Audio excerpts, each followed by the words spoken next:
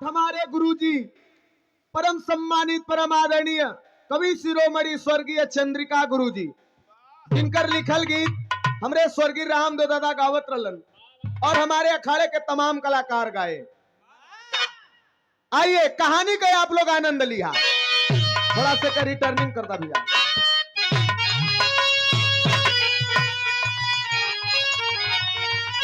लेवल उठावा ना।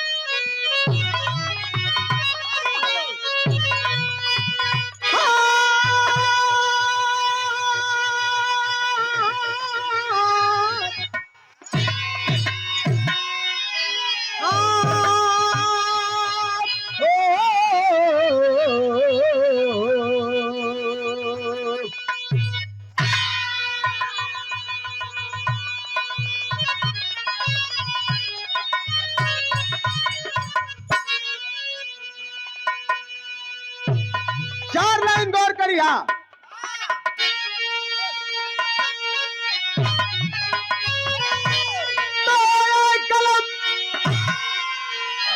कलम उन शहीदों की जयकार कर,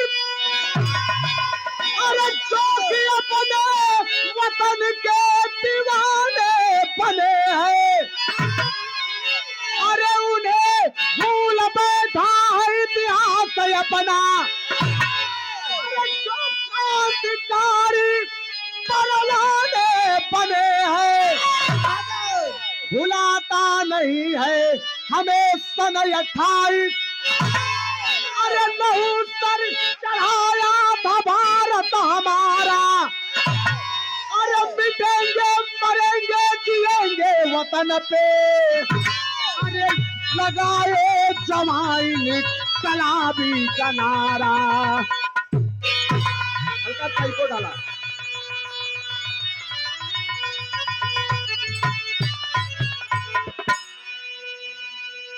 मरेंगे मिटेंगे जिएंगे वतन पे, लगाया जवां इनकलाबी का नारा। एक गीत था, ये हमारे बनारस का पहचान है गुरुजी। स्वर्गीय रामदेव गुरुजी अपने जवानी के आलम में गावत रहलन।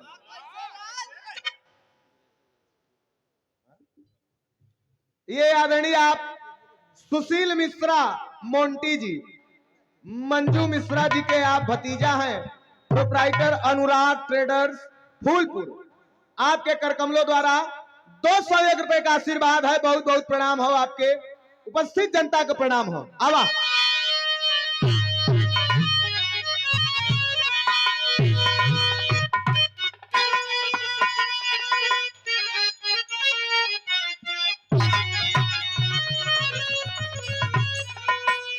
भैया, बुल्लू गुरु का है कि एक बात अरे बड़ी सजनी गठिया चुनरी।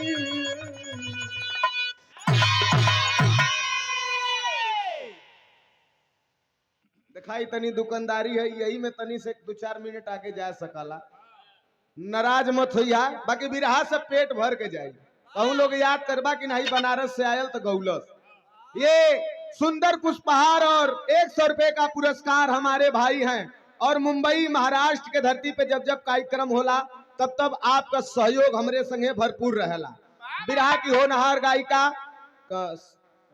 सावित्री बागी जी के आप पति देव हैं, आपकी ओर से आशीर्वाद है। आपके बहुत बहुत प्रणाम। तो नन दोनों प्राणी के बहुत बहुत प्रणाम दोनों जाने। लेकिन रामदेव गुरु जी कहे कैसे, अरे तेरा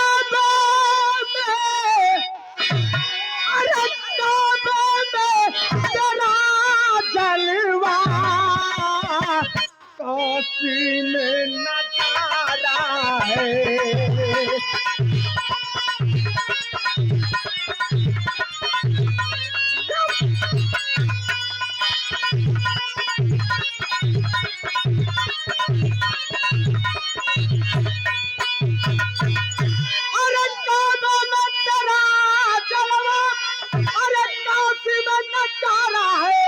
अरे हमें भी तो प्यारा है। प्यारा है।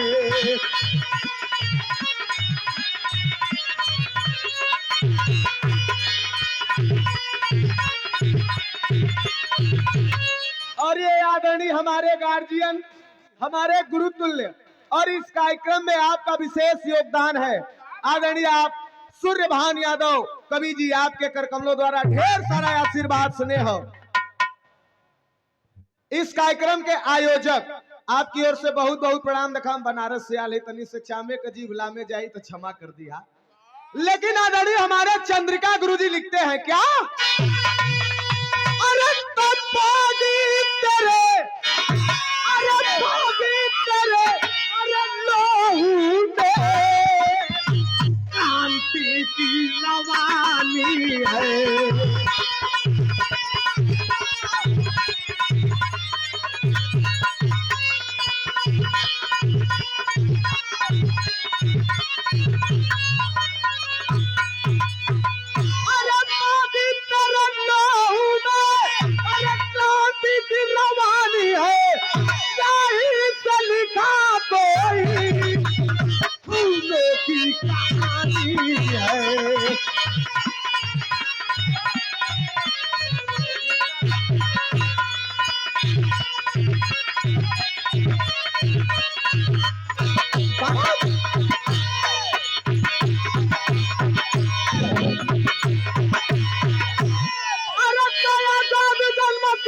अधिकार हमारा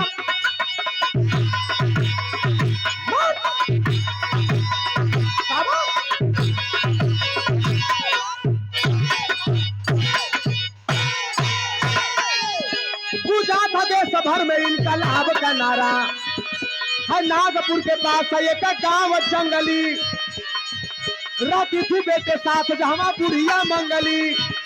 एक रोज क्रांतिकारी जो 3 भाग कर बुढ़िया के झोपड़ी में छिपे है रात भर। बुढ़िया न जान पाई कि मेहमान हमारे, बुढ़िया न जान पाई कि मेहमान हमारे, खाए बिना ही सो गए इंसान बेचारे, खाए बिना।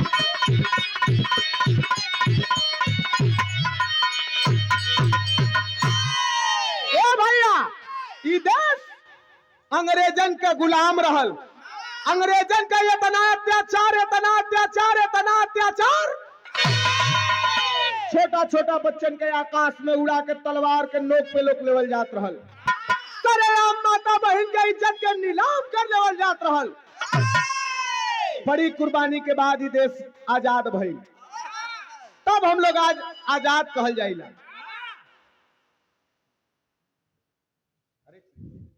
और ये शानदार यूट्यूबर हमारा भाई है सूरज प्रजापति, आपकी ओर से सम्मान और माला बहुत बहुत प्रणाम हो। और एक इनाम ऑनलाइन आयल हो हमारे पास बनारस से, हमारे बिरहा के शुभचिंतक और हमारे धर्म के पिता तमाम कलाकारन के आप अपन स्नेह, अपन प्यार, आशीर्वाद देवलन और गवावे का काम करेलन। आदरणीय बबलू प्रजापति गोपपुर वाराणसी के धरती से आपके भी चरणों में हमारा प्रणाम हो। ए भैया, बात के आप लोगन समझ ला, नागपुर के पास जंगली इलाका में 20-25 घर का एक ठे छोट से गांव रहल, और वही गांव में एक ठे बुढ़िया रहल, विधवा रहल, एक बेटवा रहल जौने का नाम रहल सूरज। जंगल से लकड़ी काट के जीवन गुजर बसर करत रहल।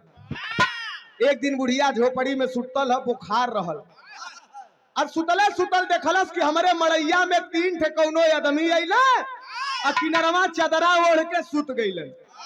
बुढ़िया सोचलस उठ के पानी पियाए दही, खाना खियाए दही।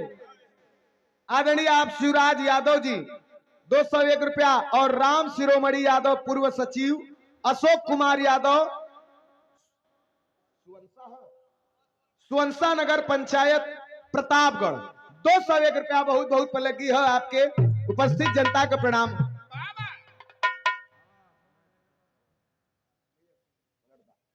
और ये हारमोनियम के बहुत ही सुंदर वादक, और बचपन से हमार इनकर संगियाना हम मित्रता हो। एक भाई ऐसा प्रेम देवलन हमरे रंगीले यादव, रंगीला भैया की ओर से बहुत बहुत प्रणाम हो।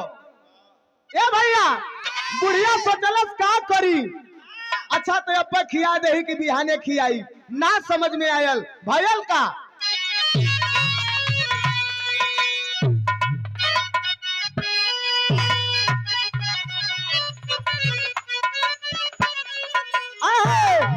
अरे माई अरे दुखावा मेरा तिया बितावती बड़ी।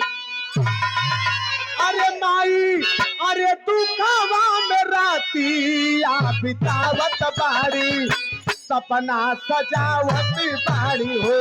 माई दुखावा मेरा तिया बितावत बाड़ी, सपना।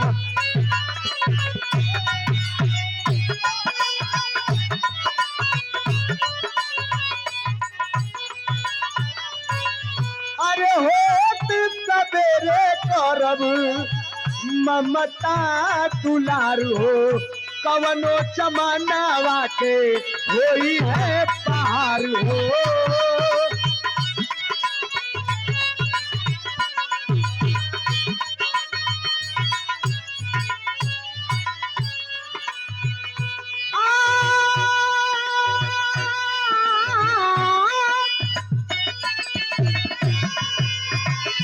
अरे कवनो चमनावा के होई है बाहर हो।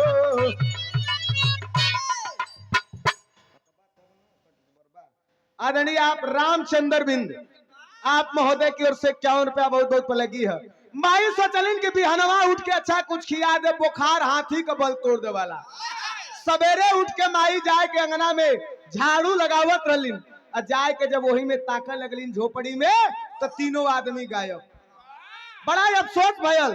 थोड़ी देर के बाद कुछ सूरज और ऊपर चढ़ला, तब तक अंग्रेजों का दलाल खन्ना दरोगा आता है और बुढ़िया से कहता है कि अरे बुढ़िया, क्रांतिकारियों को पनाह देती है। बुढ़िया कलश की के पनाह दे ली है। कल रात में तेरे घर पे 3 क्रांतिकारी भाग करके आए थे, उसमें एक चंद्रशेखर आजाद था। अब बुढ़िया माई के अफसोस होने लगल कि हाय हाय हाय हाय, काश उठ के रतिये में लइकवा के खियाए देले हुई। बुढ़िया कहता है दरोगा जी का कहे,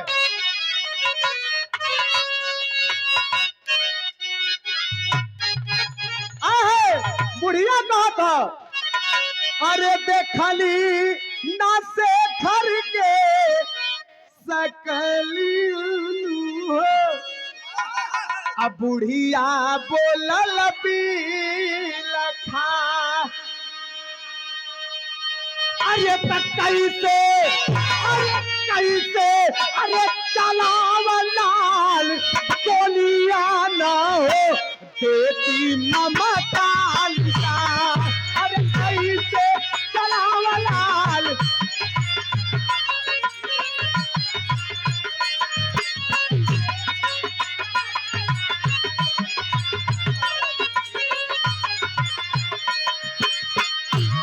माई कहले कि अरे बच्चा, हम तो जानी ना पौली की आजाद रहलन, पूरे भारत का बेटवा हवन, हमरे ना जान पौली बेटा। यही बात का अफसोस है, अगर जानी तो।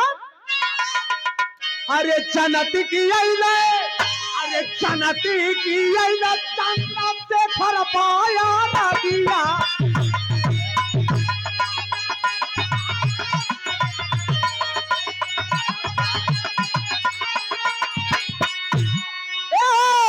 सुधावा पियावती पैठौती अपने दिया। सुधावा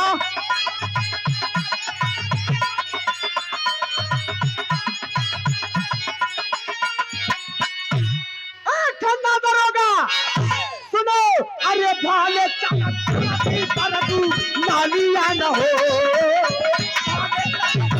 परतू नालिया ममता लुटार। भाले चल छाती परतू नालिया न हो।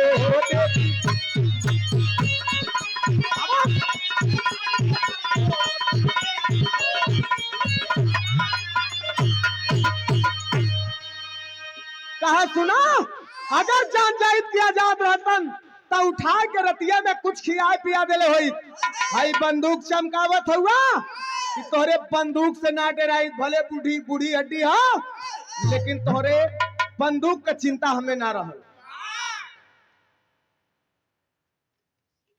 तो एक बार जोरदार ताली बजा के सम्मान हो जाए। अब बनारस से चल के आल हुवन बिरहा के मीडिया प्रभारी हमारे चाचा जी कमलेश वर्मा और ये पूरे पार्टी का सम्मान करत हुअन। तमाम कलाकारन के आप लोगन अवसर देवलन गवावलन। बहुत बहुत पलकी है आपके आशीर्वाद के इच्छा ता जिंदगी रहे। और इनकर धर्म का बेटा हुआ यही प्रयागराज से सूरज यदुवंशी जी, बहुत बहुत धन्यवाद। अच्छा ये देखा ये भाई के नाम पे इनाम आयल हो हमारे बिरहा केसरी सूरज यदुवंशी जी, आपके सम्मान में आशीर्वाद हो, बहुत बहुत प्रणाम हो आपके। और ये पुनः फिर से मिलल हो सूरज यदुवंशी प्रयागराज मेरे कमलेश वर्मा चाचा का धर्म का बेटा हूँ। ए भैया दरोगा सुनला से बना बात आग बबूला हो गयल तलस की अरे ये तब फूक दे ही तब बागी और रानी हो जाई है। निकाल के कोड़ा सड़ासड़ 80-85 साल के बुढ़िया के ऊपर मारे लगल।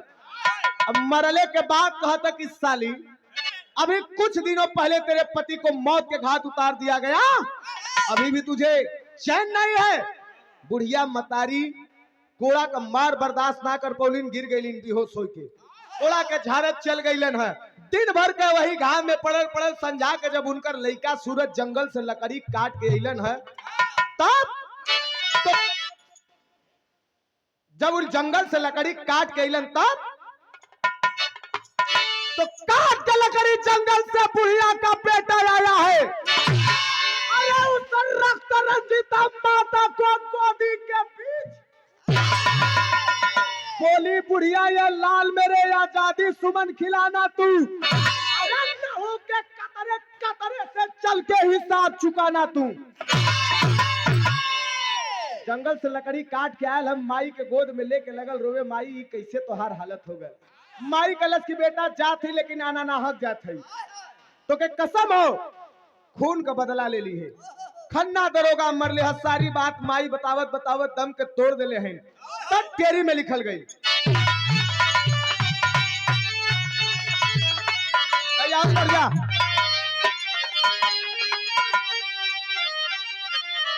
अरे तो बगावत वाली याद ही चल पड़ी, अरे बगावत वाली याद ही चल पड़ी, तब बाजा बिगुल क्रांति का झूमट निकाली।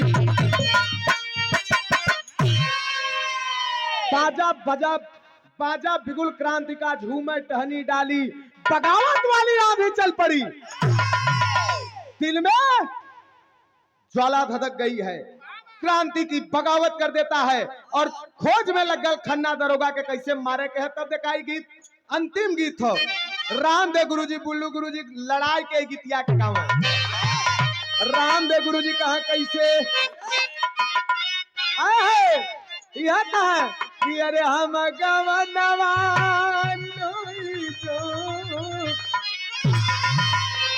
नई नई प्रीत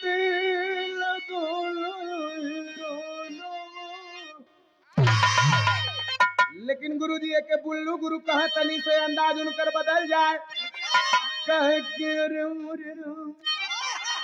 अरे सौरी अरे जोगिया कहे कि अरे हम गवना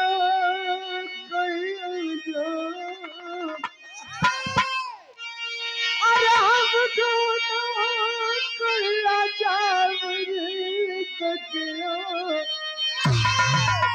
रही रही मौसा का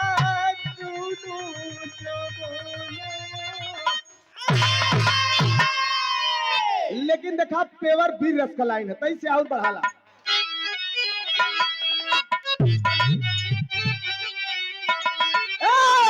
वो लड़का कहा था कि अरे हम तूफानवा करबेना, हम तूफानवा करबेना, हम तूफानवा करबेना, चाहे नहीं है कहीं है जनमा, चाहे नहीं है कहीं हम तूफानवा करबेना, अरे चाहे नहीं है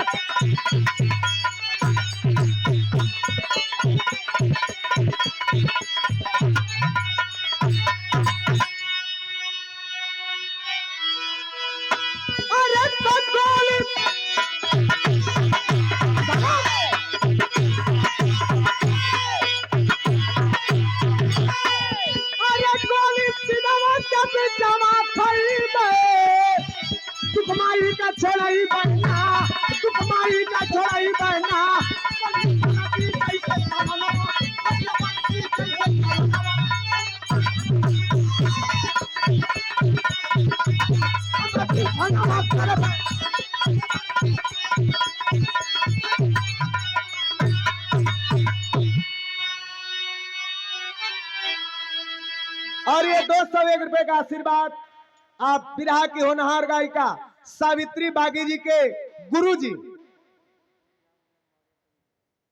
श्री राम गुलाब मौर्य कवि जी आपके ओर से आशीर्वाद हो, आपके बहुत बहुत पे लगी है। का हम गोली पर सीने पे गोली खा रहे लेकिन छोड़ा बना ताक में लग गयल है, एक दिन पकड़ ले तो भयल का।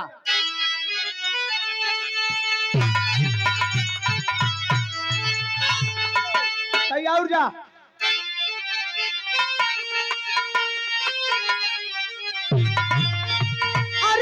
मार गिराया, अरे मार गिराया, अरे खन्ना को दीवाना कर जल मरदाना भूमि पर होगा बलि चढ़ाना कर जल मर।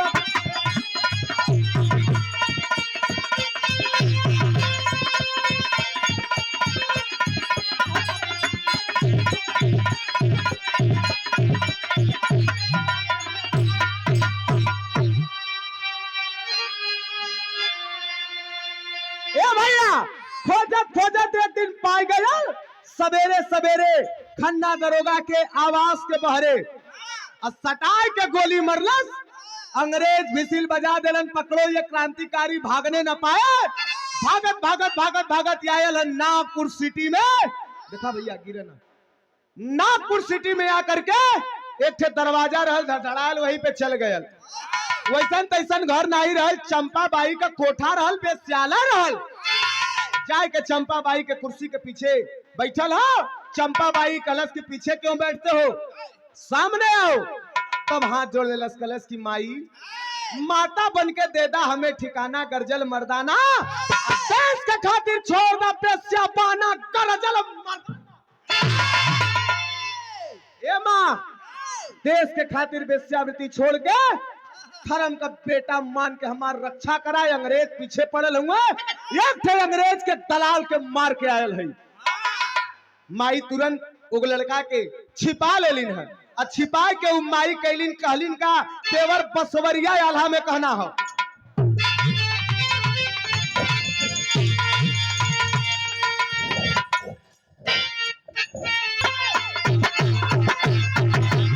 अरे तो देखा वीर बालक के चेहरा, अरे सबका मन में करे विचार। अरे हम अपना बिना भैरी देशवा में, अरे कहीं दहिया के व्यापार। अरे कबो दे सके काम नहीं, अरे हमारे जीवन के धिक्कार।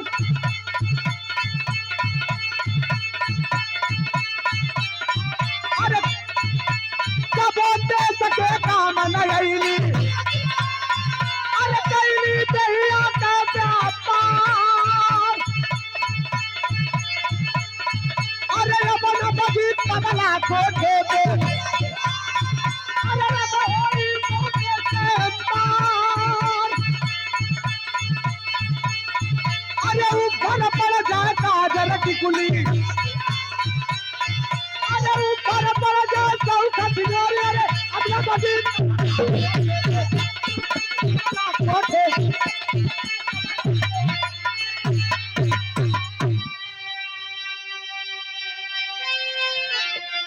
30 मिनट 30 सेकंड शेष रहत तब वो में छापे मारे के है। ए भैया बहुत रुपया का आशीर्वाद आदरणीय हमारे गुरुजी की ओर से बहुत बहुत प्रणाम है। ए भैया चंपा बाई के भक्ति में मन लग गया और उन लड़का के साथे साथे देश सेवा करे लगलिन।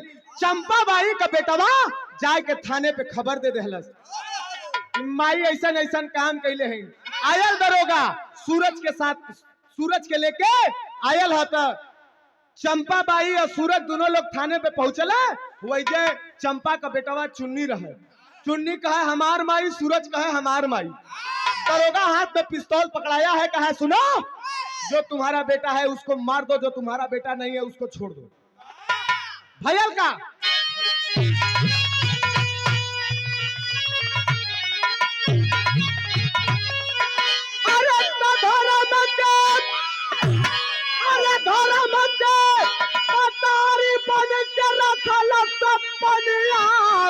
दसवा कारद भाई जोगिनिया रे काता बिनिया।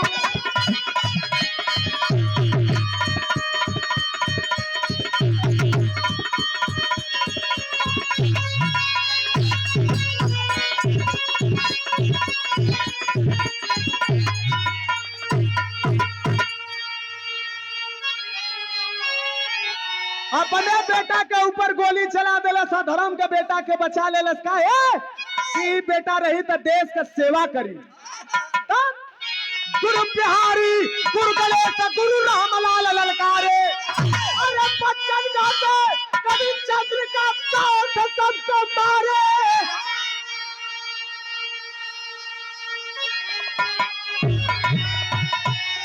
बगावत वाली आधी चल पड़ी, पर मगर रामदेव के भजल विजय की थाली। बगावत वाली आधी